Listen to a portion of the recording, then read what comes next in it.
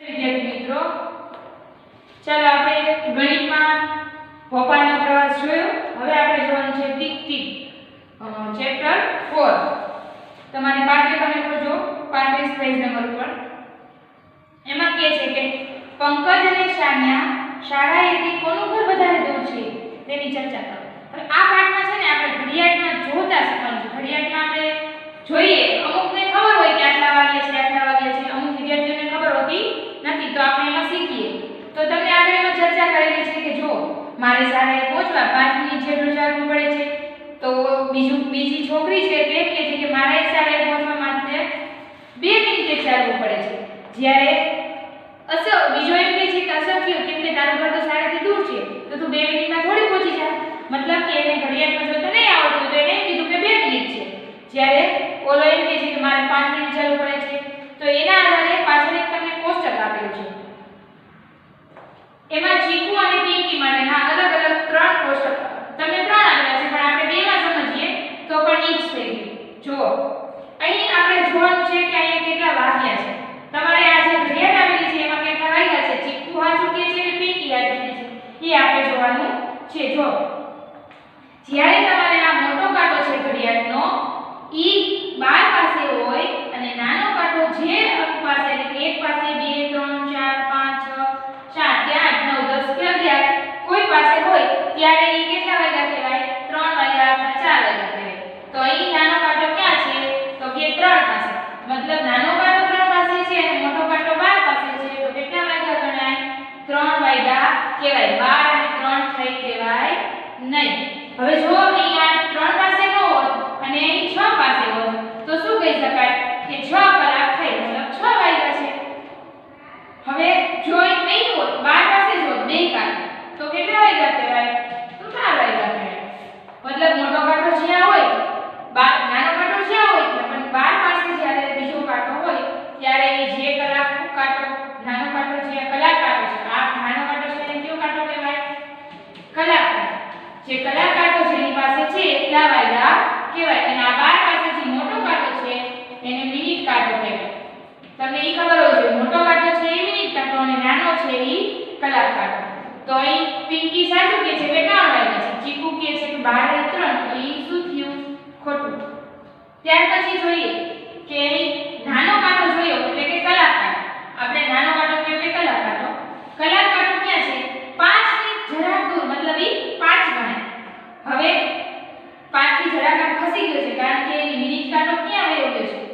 6 થી આમ હજી આમ દૂર મિનિટ કાંટો જેમ જેમ દૂર જાય છે 5 પાસેથી કલાક કાંટો પણ ખસતો જાય. કારણ કે મિનિટ કાંટો ફરશે એમ કલાક કાંટો ફરે, પણ કેવો ફરે? સ્લો, ધીમો ફરે. મિનિટ કાંટો જ્યારે 12 પાસે પહોંચે ત્યારે આ કલાક કાંટો 5 અને 6 ની વચ્ચેથી ક્યાં આવી જશે? 6 ઉપર. કારણ કે ત્યારે મિનિટ કાંટો 12 પાસે પહોંચી ગયો ત્યારે કેટલા વાગી જશે? 6. પરંતુ અત્યારે કેટલા વાગ્યા છે? તો 5 પાસે કલાક કાંટો છે કે 5 પછી છે, મતલબ 5 જ ગણાય. હવે મિનિટ કેટલી થઈ છે? તો મિનિટ ગણવા માટે અહીં તમે ગણો 5, 10, 15, 20. જ્યારે 1 પાસે પહોંચે ત્યારે 5 મિનિટ થઈ કહેવાય. તમે ઘડિયાળમાં જોયું છે, અહીં તમને અંદર 4 લીટા હશે.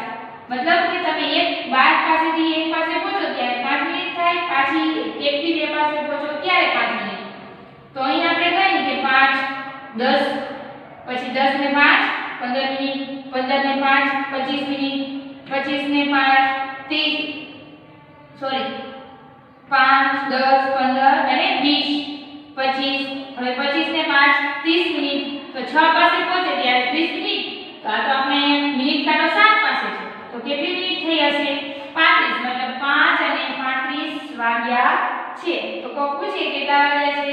જો આ રીતે હોય તો શું કહી શકાય કે 5 અને 35 મિનિટ થઈ છે. તો અહીં પણ આ પિંકી સાચું કહે છે, આ 7 અને 25 થઈ નથી. આગળ બતાવે છે એ કલાક બતાવે, પાછળ બતાવે મિનિટ બતાવે. તો અહીં તમને જો 7 છે એ તો મિનિટ કાંટો છે, તો એ 7 વાળું ખોટું ગણાયું. હવે આપણે જોઈએ કે આપણે એ જોવાનું છે કે અહીંથી કેટલા મિનિટ કાંટો છે એ કેટલો મિનિટ ખસેલો છે એ જોવાનું છે. તમને આ ચિત્ર આપેલું છે એમાં તમારે એ જોવાનું શીખવાનું કે મિનિટ કાંટો કેટલો ખસ્યો છે. તો જો આ ઘડિયાળ છે એમાં તમે કલાક કાંટો જોઈ શકો 4 પાસે છે અને મિનિટ કાંટો ક્યાં છે? 8 પાસે. આ ઘડિયાળમાં પણ કલાક કાંટો તો ક્યાં છે? 4. આપણે જોવાનું છે મિનિટ કાંટો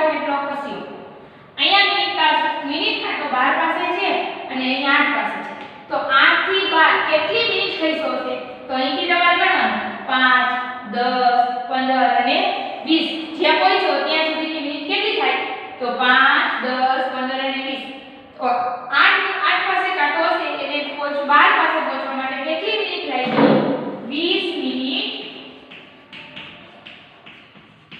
20 મિનિટ થઈ સમજાણું 8 પાસેથી એને ત્યાં પહોંચવા માટે કેટલી મિનિટ થઈ 20 મિનિટ હવે જો 8 પાસે ન હોય અને 9 પાસે હોય તો 5 મિનિટ શું થઈ ગઈ 12 પાસે પહોંચવા માટે કેટલી મિનિટ લાગે તો 15 મિનિટ થાય એવી રીતે તમારે 5 10 15 ઈ રીતે જ ગણવાનું રહે હવે અહીં જોઈએ બીજું જોઈએ એવું ને ઉદાહરણ છે પરંતુ અહીં કેટલા વાગ્યા છે કલાક કાંટો 2 પાસે છે મિનિટ કાંટો 7 પાસે છે જોવો જોઈએ 2 અને 5 10 15 20 25 30 35 2 અને 35 થયા છે અને અહીંયા આવેલા છે 2 અને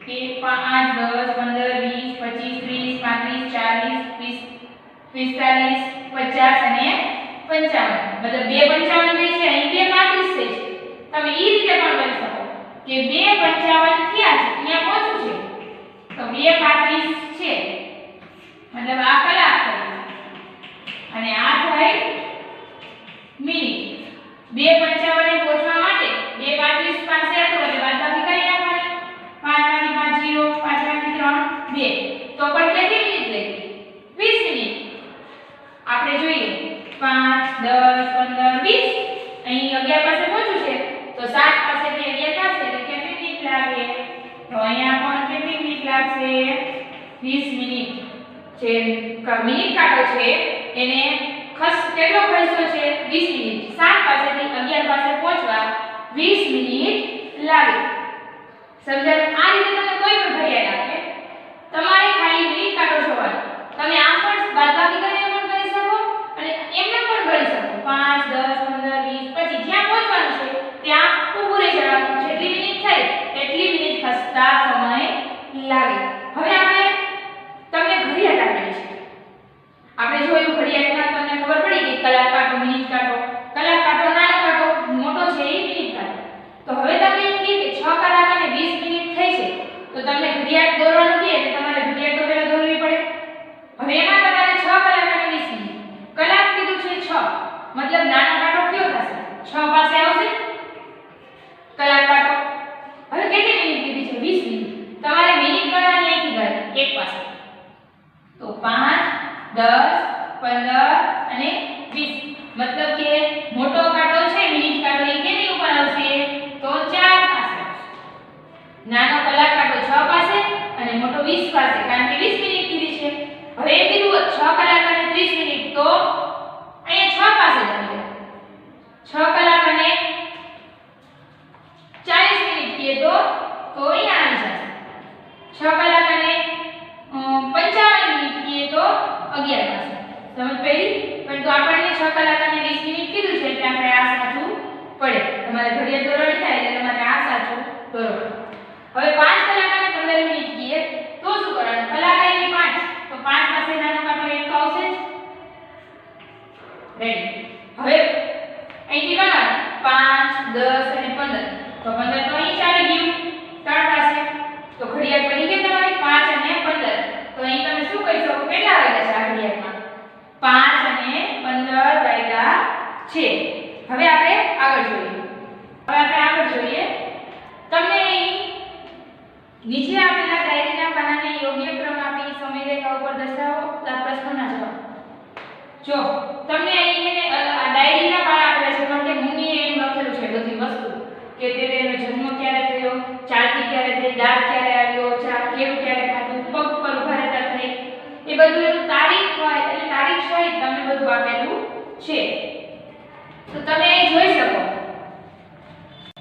આનો આપણે પહેલા ક્રમ જોઈએ કે પહેલા શું કર્યું છે જો અહીં 5 માર્ચ 2005 છે 20 નવેમ્બર 2005 છે તો પહેલા તો 5 સપ્ટેમ્બર 2005 છે પહેલા ક્રમમાં જોઈએ તો એનો જન્મ થયો છે મુનિનો 5 માર્ચ અને 2005 હવે તમે જો મહિનાના અહીં નવેમ્બર છે સપ્ટેમ્બર જાન્યુઆરી અને ફેબ્રુઆરી પરંતુ જાન્યુઆરી 2006 આવી ગયું છે અને ફેબ્રુઆરી 2006 છે મતલબ ઈ પણ બીજા ક્રમે આવશે નહીં તો પછી શું કર્યું હશે એને તો કે કેળું ખાધું હશે કારણ કે 5 સપ્ટેમ્બર 2005 જે 5 માર્ચ 2005 પછી આવે હવે પછીનું શું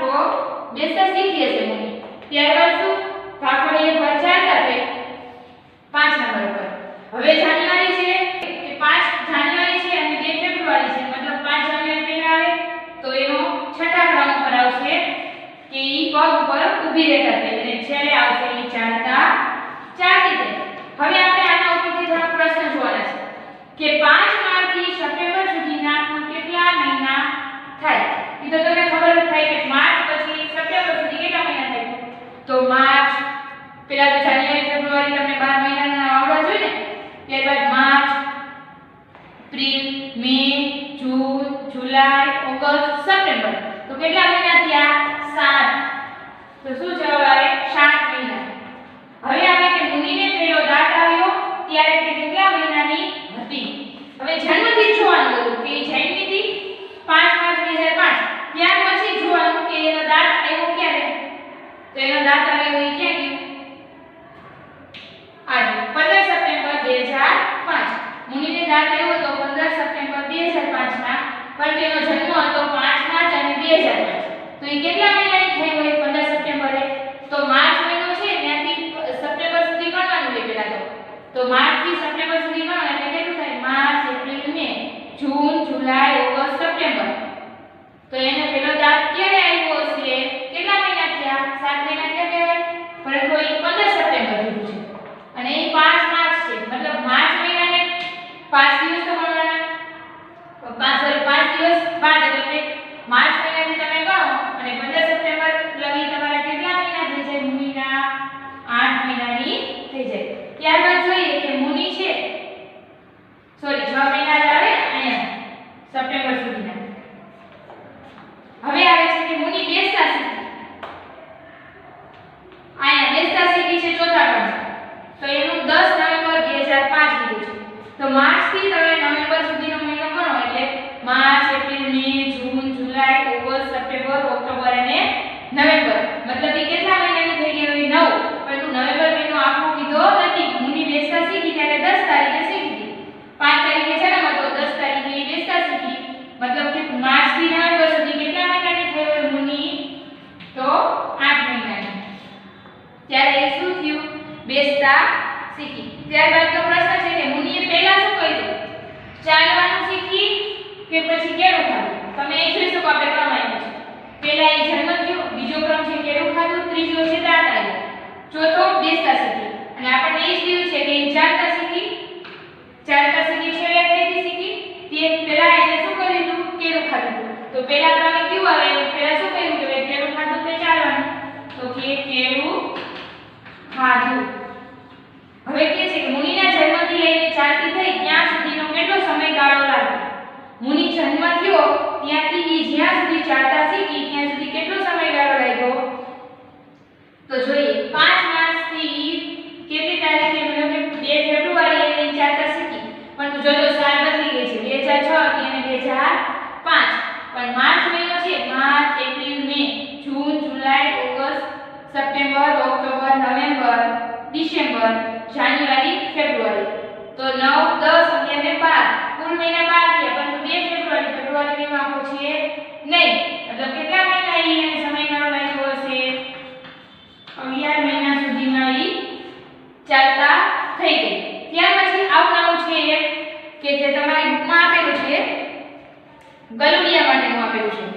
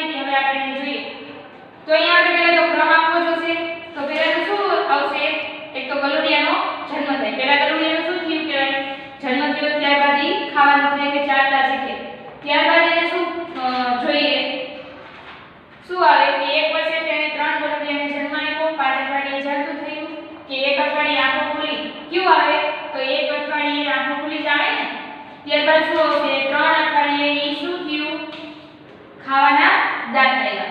હવે જોઈએ કે 4 અઠવાડિયે તો ચોથું, ત્યારબાદ જોઈએ 7 મહિને અથવા તો 5 અઠવાડિયે. 5 અઠવાડિયે શું થયું? ચાલતું થયું. અને ત્યારબાદ છઠ્ઠા ક્રમે શું આવશે? 7 મહિને આવશે કે દાંત આવ્યા અને એ બધું ખાતું થયું. છેલ્લે આવશે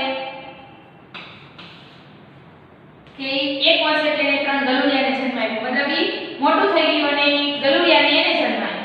હવે આના આધારે તમારે પ્રશ્નના જવાબ આપવાના છે. પહેલો પ્રશ્ન જોઈએ કે ગલુડિયું જન્મ બાદ કયા અઠવાડિયે ડગમગાતું ચાલતું થયું? ચાલતું ક્યારે થયું? મતલબ કે કયા અઠવાડિયે ચાલતું થયું? તો અહીંયા એનો જન્મ થયો તો અને ઈ 4 અઠવાડિયે શું કહે છે? ચાલતું થયું. તો આનો જવાબ શું આવશે? 4 અઠવાડિયે. ત્યારબાદ જોઈએ કે 2 અઠવાડિયામાં કેટલા દિવસ હોય? તમને ખબર છે કે 1 અઠવાડિયું એટલે કેટલા દિવસ હોય? 7 દિવસ હોય ને અઠવાડિયું. આપણે ગણીએ છીએ કે એક અઠવાડિયામાં કેટલા વાર આવે છે? 7 વાર આવે છે. મતલબ કે 7 દિવસ. સોમથી રવિવાર સુધીના 7 દિવસ. તો આપણે 2 અઠવાડિયા લઈ તો પાછા વળી 7 દિવસ, મતલબ 7 ને 7 કેટલા થયા? 14 દિવસ. તો આનો જવાબ શું આવશે? 14 દિવસ. હવે 3 કીએ તો પાછા 7 ઉમેરી દેવાના. 4 કીએ તો પાછા 7 ઉમેરી દેવાના. હવે ગલુડિયાને બધા દાંત ક્યારે આવ્યા? આમાં તમારે જોવાનું અને ગોતવાનું કે બધા દાંત ક્યારે આવ્યા. જો અહીંયા આપે છે 7 મહિને શું થયું? બધા દાંત આવ્યા. અહીંયા દાંત આવ્યા હતા પણ ઈ ખાલી ખાવાના દાંત આવ્યા હતા. અહીં બધું ખાતા છે મતલબ 7 મહિને એને બધા દાંત આવ્યા. છેલ્લો પ્રશ્ન, ગલુડિયું સંપૂર્ણ પુત્રી ક્યારે બન્યું? મતલબ ઈ પૂરેપૂરું પુત્રી ક્યારે બન્યું હશે? કે જ્યારે એને ગલુડિયાને જન્મ આપ્યો. તો એનો શું જવાબ આવશે? કે 1 વર્ષે.